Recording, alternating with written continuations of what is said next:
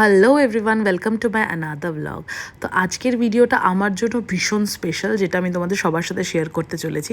কারণটা না হয় পরে বলি, আপাতত দেখতেই পাচ্ছ সকালবেলা থেকে উঠে শুরু করে দিয়েছি মেয়ের হাতে আর পায়ে আলতা পরানো। তো হাতে পায়ে আলতা পরানোর পরে ওকে চুল বেঁধে দিয়েছিলাম আমি। চুলটা ছিল সাঁওতালি টাইপ অফ হেয়ারস্টাইল, তো দেখে বুঝতেই পারছো। আজকে অ্যাকচুয়ালি ওর ছিল নাচের প্রোগ্রাম, তো ওটার জন্য ওকে রেডি করে নিয়েছে আর আমিও রেডি হয়ে নিয়েছিলাম। আর এই শাড়িটা দেখো, এই শাড়িটা আমি 6-7 বছর আগে পড়েছি, তারপরেই পড়লাম, তো জানিও আমাকে কেমন লাগছে। তারপরে চলে গেছিলাম 1-1:30 নাগাদ অজিতেশ মঞ্চতে। আজকে আমার মাম্মামের ফার্স্ট স্টেজ শো, আমার জন্য ভীষণ একটা স্পেশাল দিন। যদিও অডিটোরিয়ামটা তখন পুরোটাই ফাঁকা ছিল, কারণ শুধুমাত্র পার্টিসিপেন্টরা গেছিলো। আর মেকআপ রুমে সবার মেকআপ চলছিল, আর আমার মাম্মাম বসেছিল দেখো মেকআপ করতে। ক্যামেরা দেখলেই ওর বুকে হাসি চলে আসে।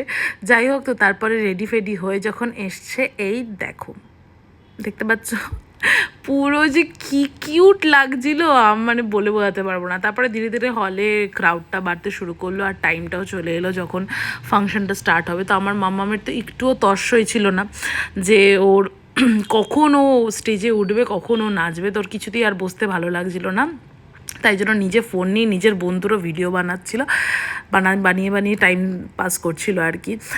তো আজকের দিনটা কেন আমার জন্য এত স্পেশাল সেটা তোমাদেরকে জানাই। আসলে ছোটোবেলার থেকে আমার নাচ করতে ভীষণ ভীষণ পছন্দ ছিল, মানে আমি মন প্রাণ দিয়ে নাচটাকে ভীষণই ভালোবাসতাম।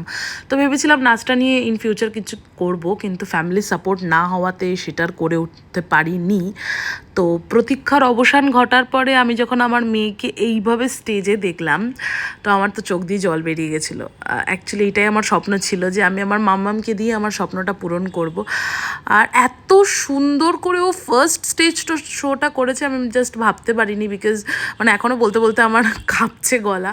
মানে আমি ভাবছিলাম যে ও নার্ভাস হয়ে যাবে, ভুলে যাবে, বাট খুব সুন্দর করে করেছে, মানে এক্সপেকটেশনের বাইরে। যাই হোক, ডান্স ফান্স কমপ্লিট হয়ে যাওয়ার পরে টিফিন নিয়ে রাত 9:30 বেজে গেছিলো বাড়ি আসতে আসতে। আর এসে আমি যা সুন্দর আমার ঘরের অবস্থাটা দেখলাম, আমি ভাবলাম যে না, এখন আমি বিছানায় শুয়ে পড়া ছাড়া আমার কোনো কাজ নেই, তাই জন্য আমি শুয়ে পড়েছিলাম। যাই হোক, না দেখা হচ্ছে তোমাদের সাথে নেক্সট ব্লগে। টাটা।